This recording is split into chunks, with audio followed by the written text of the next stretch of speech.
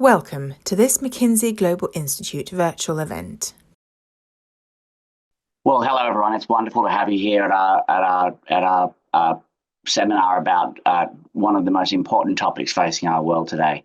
My name is Chris Bradley, and I'm joined by a wonderful group of people, including Richard Baldwin, Susie Cranston, Jesus Fernandez Villaverde, as well as my co-authors Anna Gavkar and Olivia White.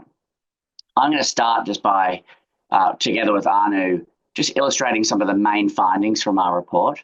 And then we're going to have a panel moderated by Olivia White. She'll introduce our guest in more detail then. The world as we know it has been built on two enduring truths that have been true pretty well for all of humanity. And that is that the population is growing and that it's more young people than old people. But in some parts of the world, and we'll explain where, and increasingly in all parts of the world, those two truths are being upended. And the question we asked in this report, well, what's the world going to look like in a new demographic reality? But perhaps more importantly and perhaps more freshly, what are the consequences of that? And will the world still work? And the conclusion we're going to show with you in this piece of research is actually the world as we know it probably won't work under new demographics, and that leads to a pretty strong conclusion that in this century demographics will force radical changes on us in the way our economies work, the way we work, and the way our social contracts and our governments operate. And we're going to explore some of those consequences first. So let me just start by just getting into some of the maths. So why is our report, first of all, about demographics titled, it talks about fertility the most? And that is because, in fact, if you go to the next slide, 80% of demographic changes that we experience in the world are not driven by people living longer. They're driven by having fewer babies.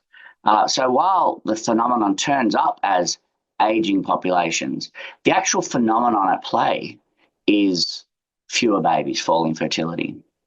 So today, 2/3 of the world live in places where fertility is below the replacement rate. Just for some extreme examples, in South Korea, for example, the total fertility rate, which is the expected number of children a woman will have during her lifetime, is just 0.72. That means the population will collapse extraordinarily quickly. And this is going to have absolutely profound changes. So the effect that has on our population is we go from having population pyramids, like we see here in this chart. So in 1960, we had our classical structures of population pyramids. We had large groups of young people and far fewer old people. If we fast forward to today, what we see is this is rapidly changing. So, for example, the modal population group in Western Europe is 60. North America has a different profile, but you also see Greater China, owing to the one single child policy, is starting to look much less like a pyramid and more like an apple or maybe an onion. But this pattern becomes even more extreme when we look to 2100. And we see just this huge growth. You can see the overlapping lines there at the top of the page in our older populations. And we go from pyramid structures to obelisk structures. This will have absolutely profound consequences, but it's not happening at the same pace in the world everywhere.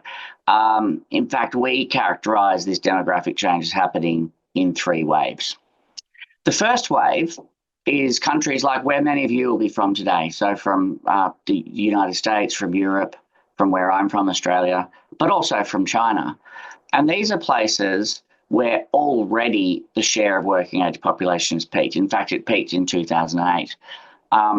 And also, these are places where population has peaked. That group, first wave countries, are now in population decline since 2020.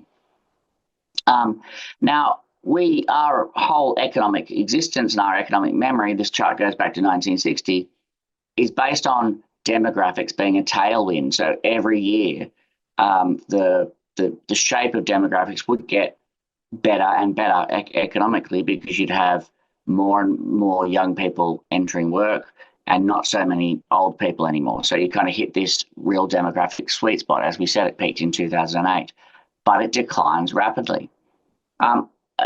Interesting also that in this first wave places, that contains 20% of the world's young people, but over 60% of the world's over 65s. So the first wave is a very, very different place demographically than the second wave or the third wave.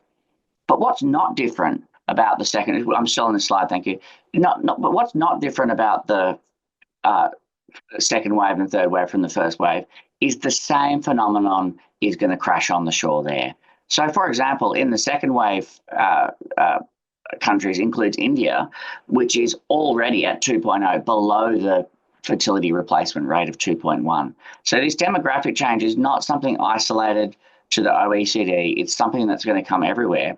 And eventually, later on, it comes to sub-Saharan Africa.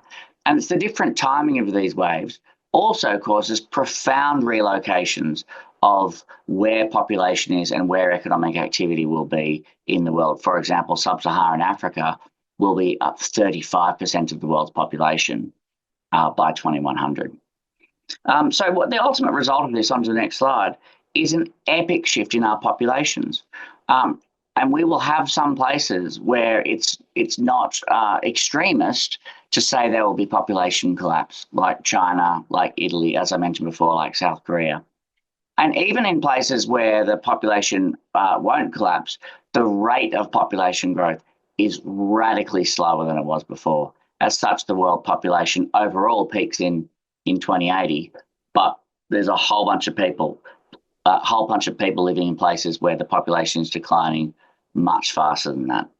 So as I said, the main emphasis of our report was not on let's describe the demographics, because that's been well done in other places here, although I think we do an okay job of it. It's mostly around what are the consequences of it, and will the world continue to work as it is? If not, how might some of those changes play out? So to talk about some of those consequences, I'm now going to invite my co-author, Anu, to walk us through what does it mean for the way people work and how our economies are going to function. Thanks, Chris, and hi, everyone.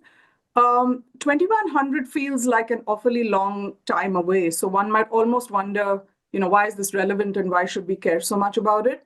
But the reality is these demographic shifts have assumed a certain urgency and even immediacy, because they're already affecting the structure of our economies in very profound ways. And the reason, one of the fundamental reasons why this is so is simply because of what we call life cycle changes in the way we work or the intensity with which we actually engage in the labor force. So on the next page, for example, we will show you how there is a sort of inverted U pattern in terms of how much work or how many hours of work per capita people in different age groups typically engage in around the world. And obviously, when people are very young, they are not in the labor force. Most folks are investing in education and so forth. But in the prime working years, typically we're seeing 30 hours a week on average per capita being actually invested as work in the economy. But across all these regions, we see that after the age of 50 or so, this curve actually starts dropping, and it drops quite sharply by the time people are in their retirement years of 60 or 65 plus. And so people are just less engaged as they age. And when for the economy or a country as a whole, the weight of the population shifts towards the right-hand side of this age spectrum, we will just see fewer and fewer of those productive hours coming on stream to support economic growth. So the implications of this are twofold. One, there is an implication for a sort of drag on per capita GDP growth or economic growth. And secondly, there is a big implication for dependency or support ratios. But let's look at the drag on economic growth to start with. For each of these regions, we project here, or we show you what the effect of this change in age structure alone had on GDP per capita growth, first in the last 25 years, which is the dark blue bars on this page. So the per annum shift in GDP per capita growth on account of age shifts alone. And the bright blue bar shows a sort of projection of what will happen if nothing else changes in these regions in the next 25 years. If you focus on Greater China for a moment, you see this classic flip over effect where demographic and age shifts were a mildly positive force in the last 25 years, added a little bit to GDP per capita growth, but in the next 25, it becomes negative, and there's a drag of almost 0.5% per year per capita. If you look at the other first wave regions in the top half of this page, you see that most are already in this era of demographic decline or drag, so to speak. And this drag intensifies as you go forward. Interestingly, if you look at the bottom half of the page on second wave economies like India or in emerging Asia, you see what was a strong tailwind of demographics in the past actually declines, again by roughly 0.5% a year of growth equivalent. And it's only in sub-Saharan Africa where you continue to see a stronger demographic tailwind going forward. So pretty profound effects, if nothing else change, for per capita income growth that we will or are in the midst of already confronting. The second implication is one around what we call support ratios. So support ratios are nothing but the number of working age people, 15 to 64 years old, who are available to support each person who is 65 years or older. And for every region, this support ratio has been falling. The dots represent sort of the trend over the last 25 years at present and then going forward. And we see that for the total of the first wave regions, this actually drops from 4 working age people for every senior to as low as 2 working age people to support every senior by 2050. And this is so in other parts of the world as well. You might wonder what's so important about this support ratio.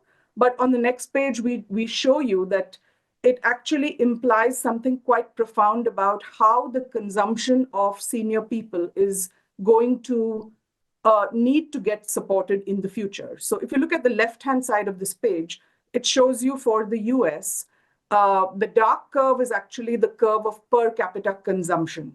And you see that as people get older, they typically tend to consume more and more. It's not that older people are dramatically consuming less, but their labor income, which is the amount of income they earn from being part of the labor force, that actually drops. And so for senior people, you typically see this gap between their consumption and their labor income, which on average in the US is about $60,000 per person who is a senior on an annual basis. So it's a pretty significant gap, and it's being funded today by a combination of people dipping into their private savings or private wealth, but also very significantly by transfers, because seniors used to contribute into the tax system when they were younger, and then they draw from it once they are seniors. This is so obviously not just in the US, but everywhere in the world. And as the proportion of seniors grows, you find that this claim on the labor income of those who are working will rise as a percentage by 10 or 15 percentage points of labor income. Think about it like an additional tax burden on those who are actually working and contributing taxes.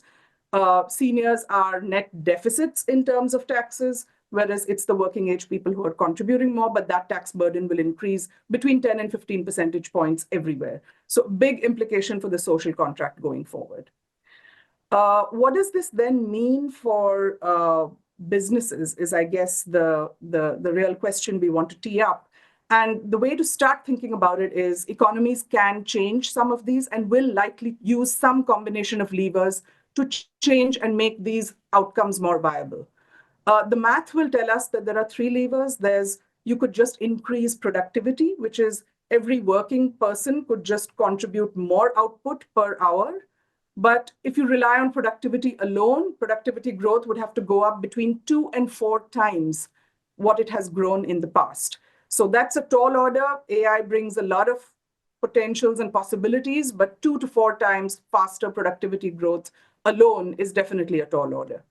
The second lever is labor intensity, which is people can just work more intensively, longer hours per week, or work longer into your life. So expand the participation rates of people who are not in the labor force, particularly of older people.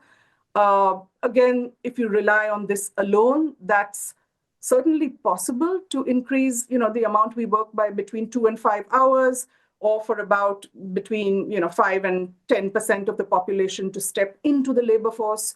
It's been done in countries like Japan and Germany in the past, but the debate around the world is really not geared to embracing this. In fact, there's a lot of sort of desire to cut back on the working week in different parts of the world. The third alternative is change the age mix. And we'll come back to fertility as a lever. Fertility is certainly possible, but it's 20 years before a baby born today actually enters the workforce. So it won't help us in the near term. And immigration certainly is possible, but if we rely on migration alone, again, the order of magnitude is so much more, 1.5 to 4.5 times historical migration rates, that this lever alone won't really solve the problem. And therefore, it's some combination of these three things that both policymakers and business leaders are going to have to shape their responses to and adapt to. So a little bit more of a zoom in onto what this means for businesses going forward.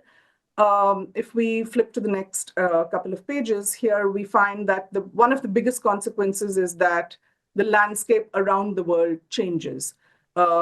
We will see first wave countries contributing half of their share of global population today, goes from 35 to 18%. We will see sub-Saharan Africa actually doubling its share in the next 25 years. And this has big implications for consumption. One big implication is who will consume. So consumptions from seniors will actually rise in share pretty dramatically in first wave countries, and how to serve them becomes a big business priority. But global consumption will also shift to more of developing and emerging countries, both India, emerging Asia, where income growth is pretty rapid, as well as sub-Saharan Africa.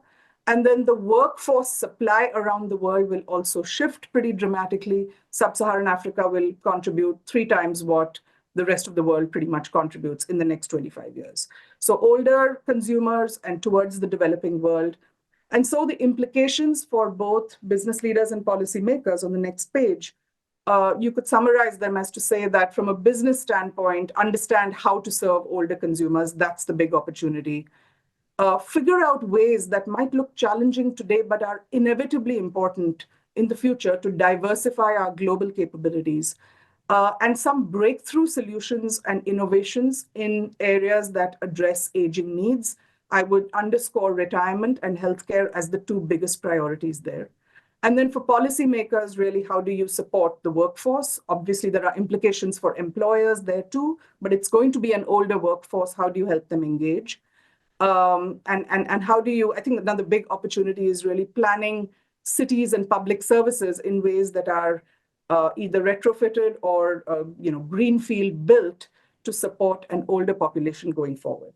Before I hand over to the panel, just want to close with the big question on the table, which is a little bit about how societies can and whether they should, and if so, how they can address the falling birth rate phenomenon. It's not an issue that we can afford to ignore. It's going to be more and more kind of front and center of the debate. But the solutions are pretty uncharted. I'm not sure we know what the playbook is. And this feels like the right point at which to hand over to Olivia and then the panel, from which we'll get a ton of views. Thank you. Thanks very much, Anu. So we'll try and take on at least some of these questions. And I'm just delighted to introduce our 3 panelists today. So I am joined first by Richard Baldwin. Richard is a professor of international economics at IMD, and he is particularly an expert in international trade, as well as the economic drivers and risks of globalization. And we will get into how those things link to the topic at hand today. Susie Cranston is the president and chief operating officer at Crescent Wealth Management. It is a multifamily office and private investment firm. Susie, before that, served as the chief operating officer at First Republic, where she also oversaw wealth management. And finally, Jesus Fernandez Villaverde is the Howard Marks Presidential Professor of Economics at the University of Pennsylvania, and his research focuses on demographic changes and how they impact the economic fabric of the world. All three of you, welcome. You. Be here. Susie, let's start with you. We've been discussing in some sense the theory of the case, even though it's a very serious case. As people are living longer, from a more, where you sit as a president of a firm, the average wealth management customer is older and has more wealth. So what do you see as the implications for wealth management and for what you provide your clients? Yeah. Well, listen, take that question from two different lenses. In the first case, as people are living longer, making sure that people are planning longer, right? So one of the things that we increasingly have to watch for in the industry is making sure that in a world where gifting early is obviously a wonderful thing to do, and helping other people in your community, making sure that people do not overgift and end up having enough for their own retirement is something that we are obviously watching for, and across the industry, a shift that is being made. But I think the other piece of this is really thinking about what does it mean to serve an older population of clients in a world where historically the population curves, as we just saw, look very different, right? One of the very tangible examples I always think about is, digital signatures, DocuSign. That was such a fantastic innovation for most working age people, right? Because it's like, instead of having to go in and sign everything manually, now you can just do it online. And as we introduced DocuSign, I remember there were always, and there still are, clients who are older who, it's just not something they're comfortable with. They don't fully get it. They want to have the paper copy. And so as we think about this world that the presentation we just saw paints, I think understanding what are the implications of serving an older population of clients, and how do you build that into your planning and building cycles as a company to make sure that you're ready to meet that demand is a bit of a shift, and something that I think many people are starting to realize they need to consider. Think about, yeah. So if we now, Jesus, maybe I'll ask you, put yourself into the shoes of a CEO of company X, probably not a wealth manager, but company X in the advanced economy world. What should that person be thinking about in terms of the way that demographic shift really does impact their business? Well, my main point circles back to something that Anu mentioned. You were running a large corporation, and you assume in decades past that the economy was going to grow maybe 3% on average every year. And we are going to transition to a world where most likely the economy will only grow 1.5% per year, just because of demographic changes. And that has a complete different landscape in terms of how you should plan about the growth of your business, the growth of your market, etc. And related to that, in some of my own research, I have linked that growth of the economy with stock market valuations. And we basically argue that that has first order impact on the stock market and on the return of the stock market. So you may have been planning to have a 7% return on your shareholders, which has been the historical rate of return of SP 500. I don't think that 7% is what we are going to have over the next 50, 60 years. And that completely changes. For instance, if you are an insurance company, if you are an investment fund, or if I may be slightly selfish, you are a fancy private university running an endowment, you may need to fundamentally rethink many of your investment and saving strategies. Richard, maybe I throw that question to you too, from the standpoint of a CEO. And let me also add, which parts of this are relevant in the next 5 to 10 years, even for a business that doesn't have a long-term horizon? Right. Thanks for that, Olivier. So what the talk has been so far is what you might say on the sales side and also the investment side. I'd like to focus on the staffing side.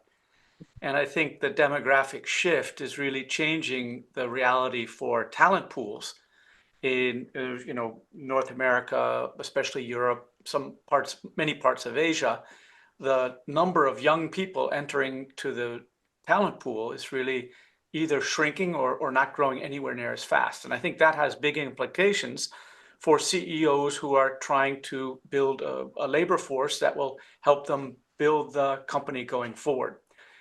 Particularly in a time when the technology is changing fast enough and many of us older workers are having a little trouble keeping up with the pace of all this technological thing, where the younger generation has grown up with it, so they're very comfortable.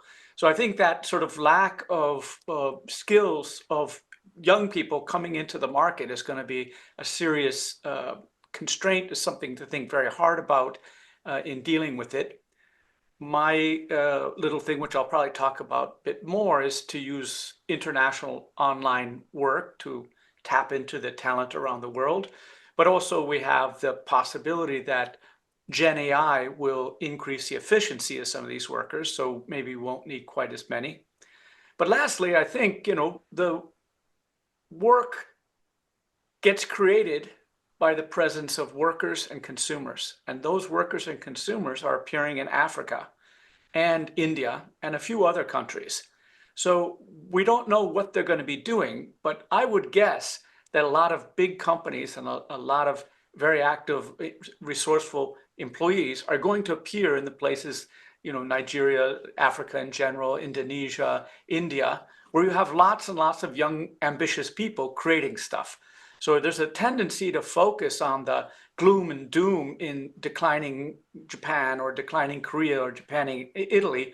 But in these other countries, I think they're going to experience some of the boom stuff that we saw when the US population was expanding, for instance, or when the Chinese population was expanding. Hopefully we're going to pick on and pull multiple of the threads that you've all just brought up. Let me go back to maybe even the first thing you said, Richard, about the fact that the workforce, at least in advanced economies, is getting older. Susie, in the US, the average wealth advisor is 55, and that's even in the US versus roughly 42 across the full workforce. How does that play through? What do you see happening? Yeah, well, you're right. I mean, so I think a recent McKinsey study said, we're going to have a shortage of 100,000 advisors, in the not too distant future. And, I would say a few things. One is, thank God for the arrival of AI, right? Because certainly there are a lot of things that are going to be able to be automated, and that will help some. But, the other reflection that that I've been having lately is that as AI replaces, for example, some of the younger portions of the population, right? So, the need to have an analyst who's entering in data or somebody who's doing certain calculations for you, as that becomes outsourceable. The other challenge that's going to compound this is that the apprenticeship models that have been around for literally centuries are not going to continue in the same way that they have been. And so you also have a question of what is that educational path going to look like as you try to train up a labor force to address, some of the issues that Richard was just raising. So, I can't tell you that I have a perfect answer yet. I am hoping that the old adage, necessity is the mother of all invention, saves the day as it usually does. But I do think that, the sooner organizations can start to think about, all right, in a world where more things are automated, what is our process for bringing people in? And then in particular, for knowledge-based industries, where in a lot of times experience is very important, right? I mean, I was just talking to, one of those investors who consistently over many, many years have delivered top decile returns. And, he was talking about the fact that, the reps that he's had, the number of times he's seen that movie, are a big part of how he delivers the results that he does. So, thinking through education differently in terms of how we bring younger people through the pipeline of talent development, I think is going to be a really critical ingredient. And certainly, we're thinking about it in the wealth space, and I think a lot of other industries are really starting to think seriously about that. So Jesus, maybe starting with the AI component or AI and automation component of what Susie said, what are your reflections? To what degree is that really the answer to this, at least in the short term? How to think about it? So I have mixed feelings about artificial intelligence. A lot of my own research in economics is about artificial intelligence. So, I couldn't be more supportive of it. And yes, in aspects like financial services and many professional activities, artificial intelligence is a game changer. As I always explain, my own workflow has been completely reshaped over the last 2 years, thanks to large language models. And the way I work from 7 in the morning to 10 at night now is completely different than even 24 months ago. Having said that, a lot of the challenges we are going to face, especially in advanced economies, cannot be handled very well with artificial intelligence. For instance, let's think about all type of issues related with old age care. We have large language models that can write a report in an incredibly accurate way, and yet we don't have anything even remotely close to a robot that can clean up a resume. So we are going to have millions and millions of people in their 80s and their 90s who are going to face such a simple problem as my dad faces right now. He's starting to have a little bit of limited mobility, and it's becoming increasingly difficult for him just to tidy up the house. How are we going to do that? And artificial intelligence is not anywhere close to it, and we need to understand those limitations. So, Richard, you've alluded to it in your first comment, but you've somewhat famously coined the term globotics transformation. Can you say a little bit about what that is, and what do you think about AI versus drawing on a global work pool? Right. So globotics is an ugly but hopefully memorable word. I published it in 2019, and it's not as memorable as I would have hoped. But it smashes together globalization and robotics, because I want to make the point that the emergence of AI and the digitech is affecting both the offshoring of work, remote intelligence, and the automation of work through artificial intelligence or IT. And that automation and globalization advancing at the same time, driven by the technology happening very fast, is different than it was before. So that's the basic idea of it. Now, coming around to demographics, one of the main points I was making is what I call telemigration. And that is smart people who are paid a lot less than we are, working online, joining offices remotely. I published this book in 2019. I used to show people videos of what it would be like to work from home. I don't have to do that anymore. And the idea that you can knit together a remote team of talented people is absolutely standard. So I think a lot of what we're going to see is how Silicon Valley filled their hole for technical work by turning to Bangalore. I think we're going to see that happen widely in the countries where the money is and the technology is and the big companies are. They're going to start outsourcing more of their work, engaging in remote intelligence. And I think this is my time to shoot all my bullets, or my best bullets anyways. So what I like to say is what we're going to see is Bangalore's galore. I hope you like that one. I spent all night thinking that one up.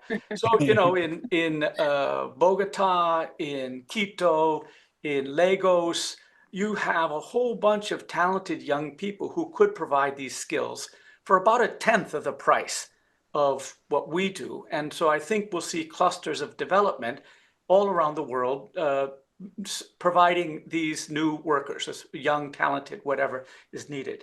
And more recently, I've been working on how Gen AI affects this, and I've done some personal research on it. And we've found, together with Mike Wade here at IMD, that Gen AI makes foreign and domestic workers closer substitutes. So in other words, if you have American remote workers and South African remote workers, the Americans are still more productive per hour, but Gen AI levels up. So that now in economic terms, the South Africans are more catching up in the productivity. Their wages are still way behind. So they became more worthwhile to hire in a financial sense. But then we also did an experiment. We had, 4 groups with and without American, with South African. And after we got done, we asked a group of online Americans to try and determine which assignments were done by Americans and which were done by South Africans. And all these were Americans doing it.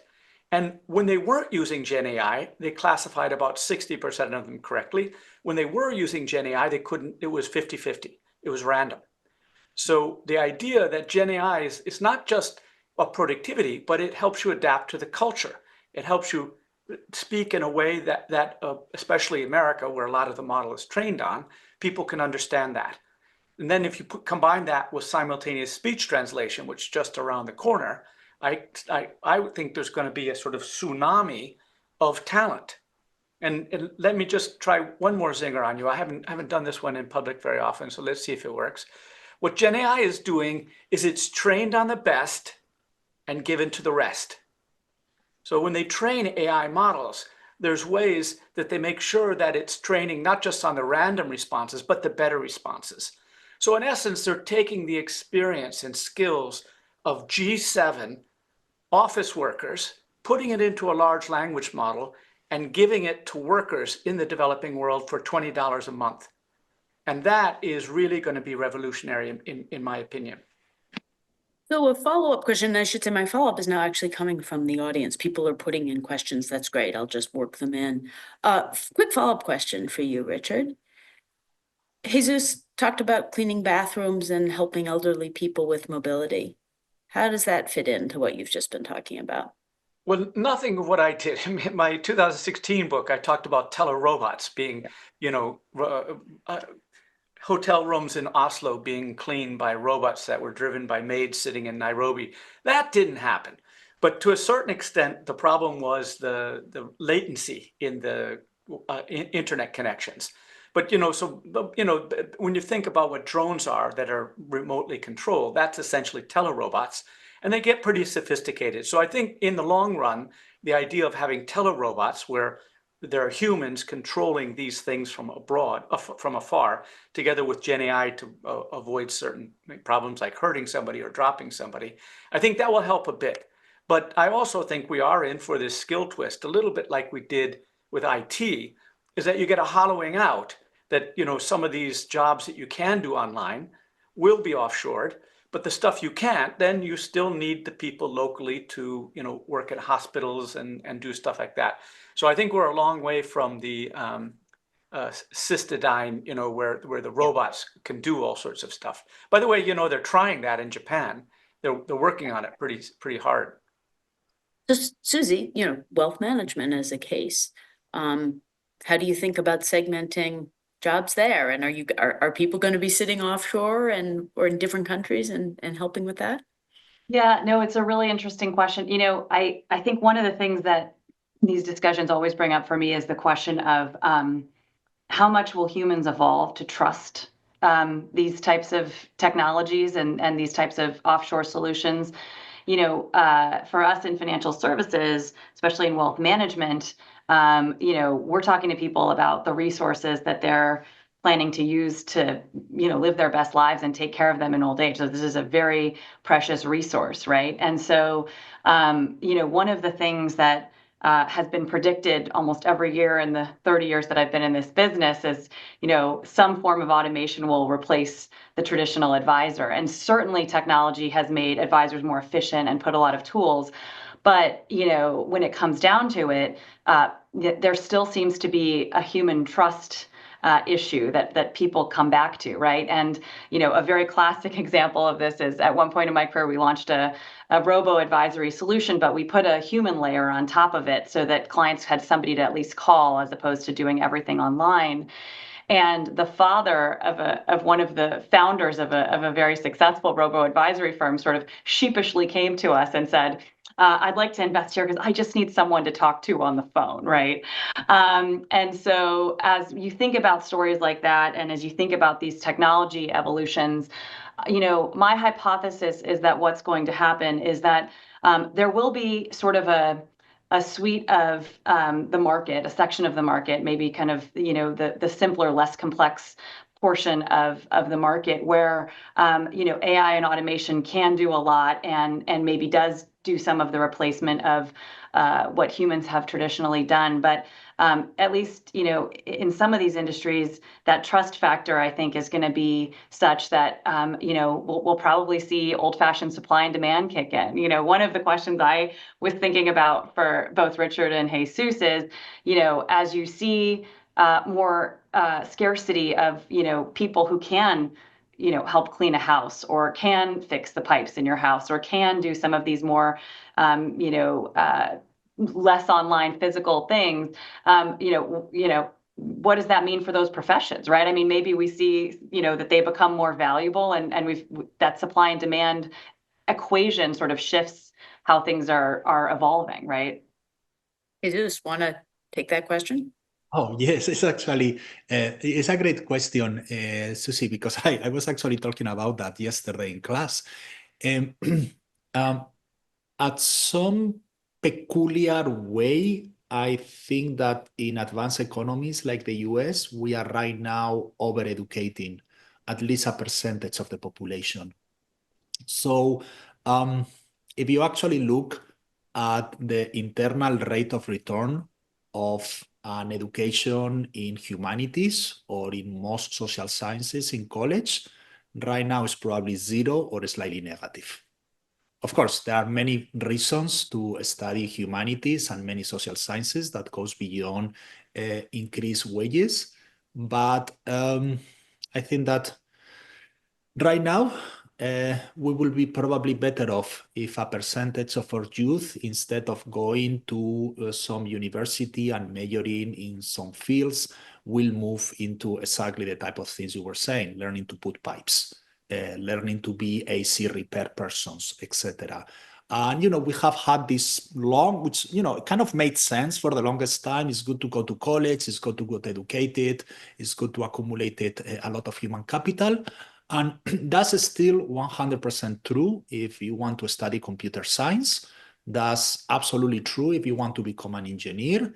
But, the fact is that at this moment, a degree in psychology, I'm sorry to say it in that way, has pretty much a very, very low rate of return. And if you're at the margin between studying one of those degrees or becoming a AC repair person, maybe you should think about that.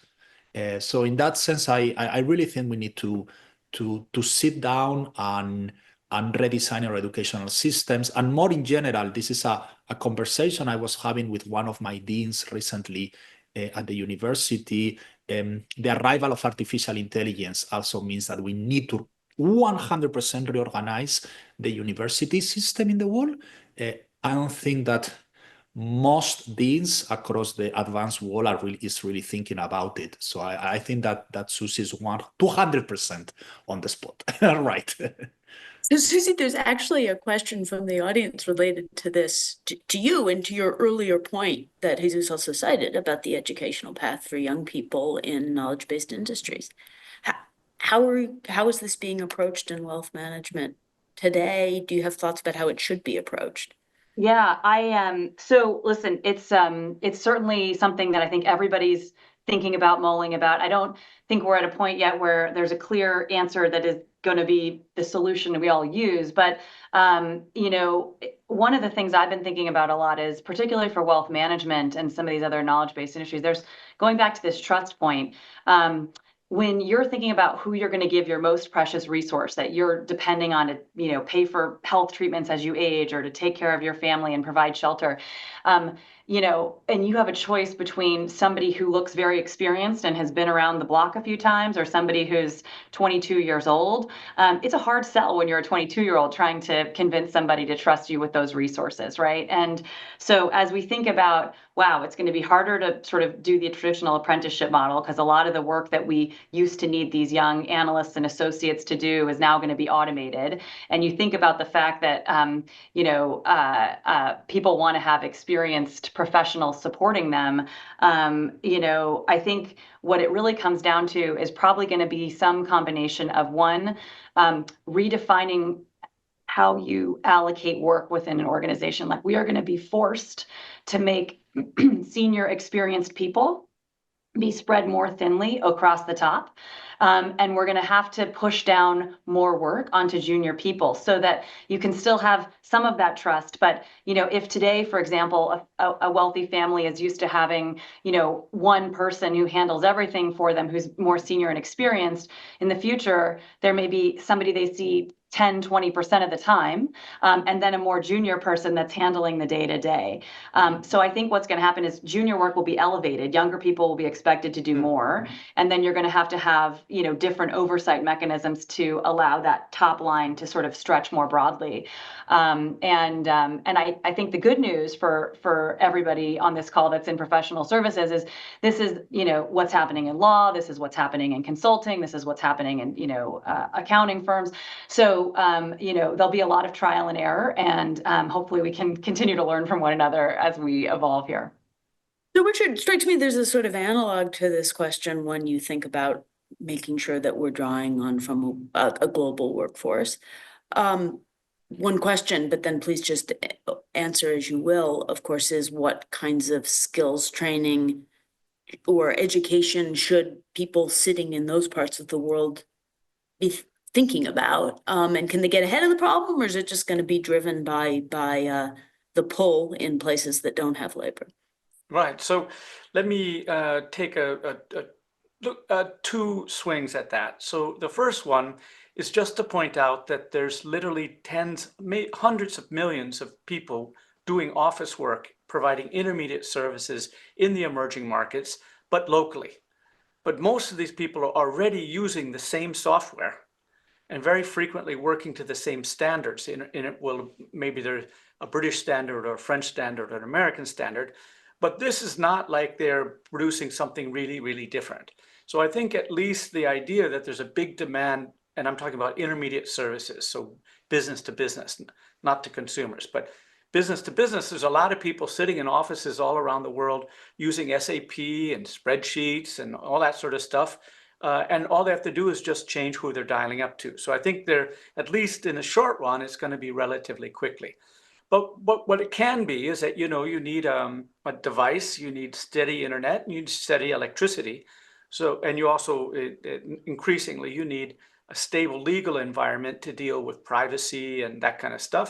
So this idea that the governments have to set up their digital infrastructure to allow online work is probably mostly a government job right now. Now, going forward, I just trust in the market. So if you remember, one of the greatest examples, what happened in India. So it started out with, they had all these great Indian institutes of technology, turning out all these great engineers with nothing pretty much to do in India. But they were smart, super smart people, and they had basic maths and all that sort of stuff. And all of a sudden, there was a demand for doing IT stuff from Silicon Valley. So lots of good jobs were there. And that then people who were trained to do other stuff started doing IT. And then the whole call center thing started, and people diverted their career to become call center people because that wasn't the most glorious job in the West. But if it's paying $5 an hour, for $2,000 a year, that's $10,000, which is a lot of money in India. So you could have people who would normally become lawyers or accountants in India working for call centers. So the demand created a supply and people moved into those. And just to top it all off, this is not people becoming rocket scientists or nuclear engineers. It's somebody to help you with the bookkeeping, with the HR, with the marketing, with the, going a lot of back office work.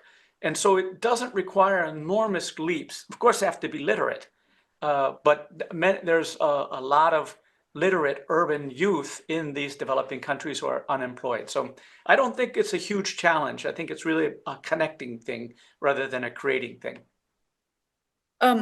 So Jesus, this question for you. There are a number of questions coming in from the audience, which I will paraphrase as saying, all of this is very nice and very interesting, but what if people just worked longer? Well, a week has 168 hours, so there is an inherent limit of how many hours one can work. More importantly, as I think Chris mentioned at the beginning of the seminar, and later Anu also pointed out, we are seeing the other way around. We are seeing that people just don't want to work such long hours for many reasons, and that's fine. The point coming back at the end is there are inherent limits at how many more hours can work, and there is inherent limits of how long we can stay on the workforce. And we need to be aware of that. So yes, maybe if we change, for instance, tax incentives, and we get that the average European, instead of retiring at 64, retires at 68 or 69, we can help a little bit with the transition, but it's not realistic in any way to expect that people will like to work until they are 92.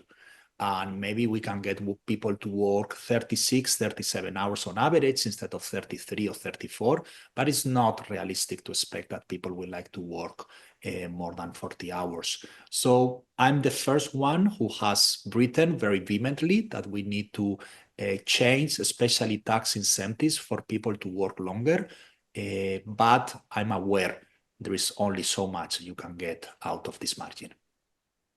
Oh, Richard, you have posted on X, as you do, and have written a little bit, for example, about the impact of increasing retirement age on savings and work behavior in Denmark, right? I mean, so it's a specific instance of what we're talking about here.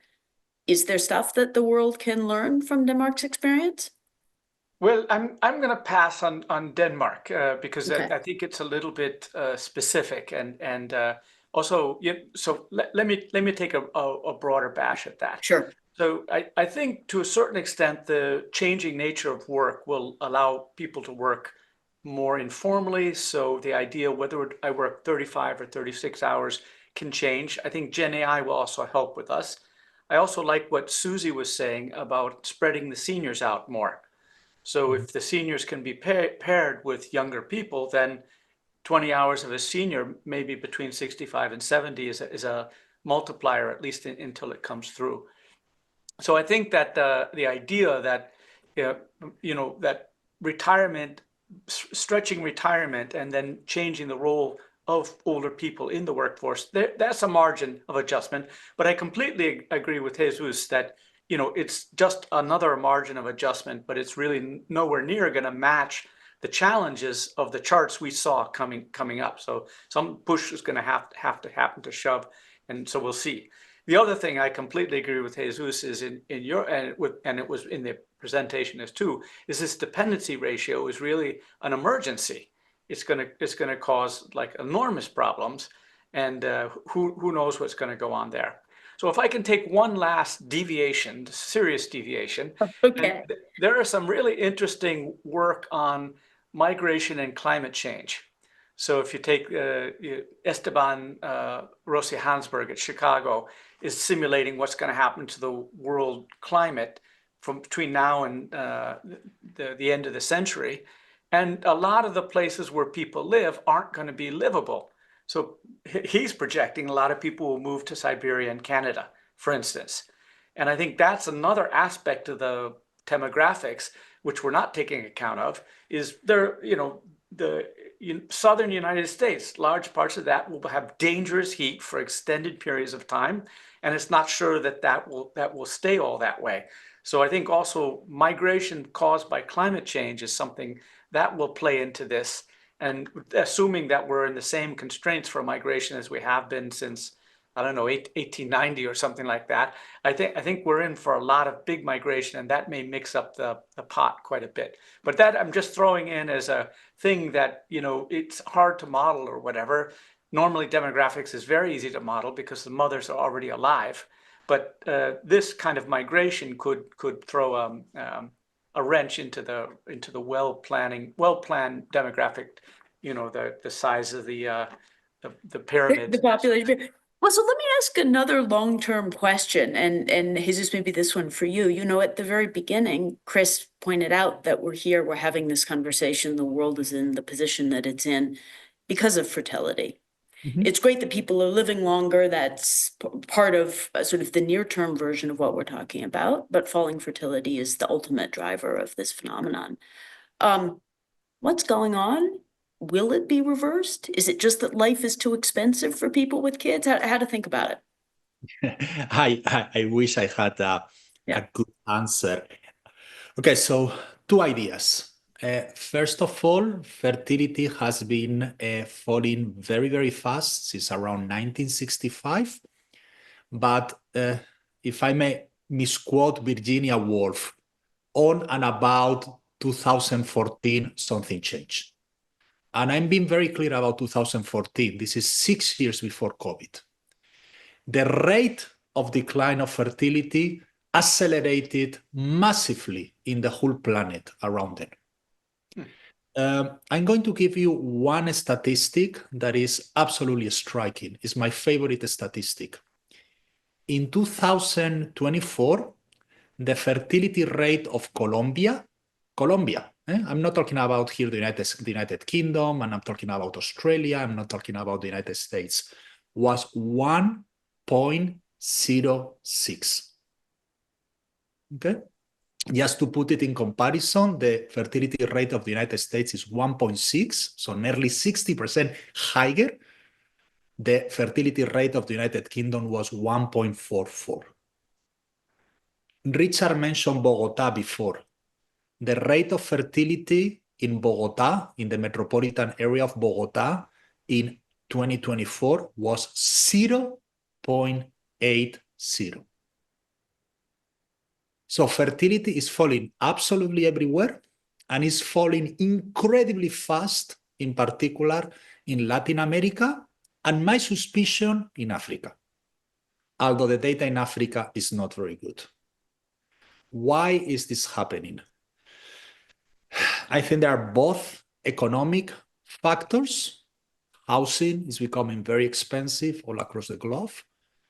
Maybe the labor market prospects for a lot of people are not that great in many parts of the world, but I think, and I know that as an economist, I risk losing my PhD and being expelled from the profession. There seems to be a deep cultural change going on right now. And it really seems that a lot of younger people don't think that having kids is part of their life project. And this is really, really changing the game. Now, the really interesting thing, and I stop that, I want to let the other panelists talk, is that nearly all the drop in fertility is driven by childless women.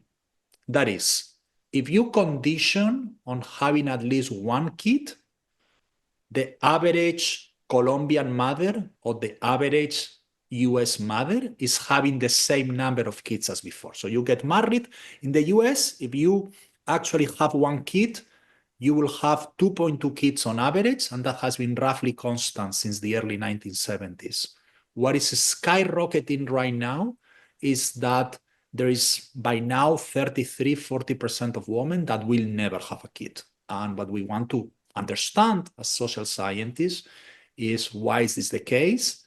As policymakers, is this something that is fully voluntary by women, and then we just need to embrace it because I believe in human freedom? Or is this something that some women are being forced into not having chances to form a family because of bad policy choices? So maybe we're getting quite close to the end. I've asked a lot of questions that people have answered. Excuse me, I've asked a lot of questions that those of you in the audience have asked. Richard, Susie, I wonder if I just give each of you the opportunity, if there's any final reflection that you have, and maybe Richard first. Well, I think demographics is one of these things we've known has been mattered for a long time, but I think this report's done a great service of bringing it back up and hitting the main points and seeing what's new with it. But I think it is exactly like basically all of us have said, is it something that has to be taken a lot more seriously by policymakers, and whatever they're doing, it's not working. And so that means two things. Probably they should try a few other things, but also to get ready for it. Because this demographic transition, the lack of workers, that all, it seems to me, is going to happen in the next 20, 30 years. And so we have to adapt to that. And it seems like there's a lot of myopia, assuming it's going to kind of go on the way it is. So the bit that you said in your report, the MGI report, that you know, how much more would productivity have to go up to maintain the GDP per capita as the workers to population goes down, it's astounding. And that's not what a lot of people are thinking about, I think. So I think it's a great wake-up call. Susie?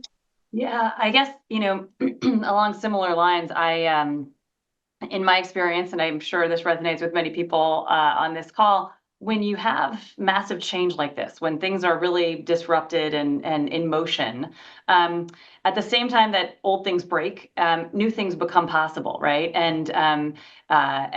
So one of the things that, you know, I'm expecting and excited to see is that, you know, as supply and demand changes, as different needs emerge, I think we're going to see a lot of innovation in the next, you know, years here. And so I personally am really excited about, you know, what that means from all the opportunity that's going to get created out of that. So I will definitely be dialing into future calls so that I can start to stay on the forefront of that. But I do think, you know, at the same time that there is all this change coming, that also signals opportunity for those of us that are positioned correctly and doing the right test and learn activities today. So I'm excited about that piece of it. Susie, Richard, Jesus, thank you for joining us. And thanks to all of you in the audience for being here and for your thoughtful questions. You can access the report using the short link that you now see on the screen, or you can scan the QR code, and we will share a replay of this session for everybody that was on today. And last, if you wouldn't mind sending your feedback in a brief survey that will appear at the end of the session, we would be hugely grateful. Thank you.